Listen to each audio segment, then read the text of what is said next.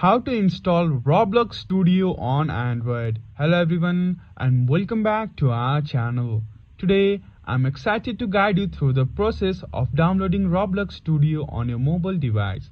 To get started, the first step is to open up the Google search option on your mobile browser. Once you have that option, go ahead and type in Roblox in the search bar. After you hit search, you should see a link to Roblox and click on that link.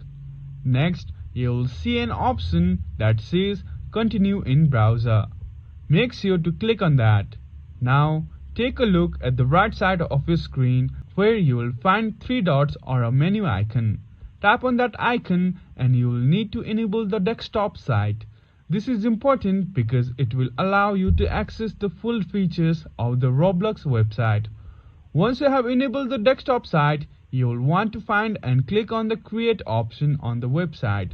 After you do that, look for the section that shows the option to download Roblox Studio. You should see a clear download option. Go ahead and click on that download button and this will initiate the download process for Roblox Studio.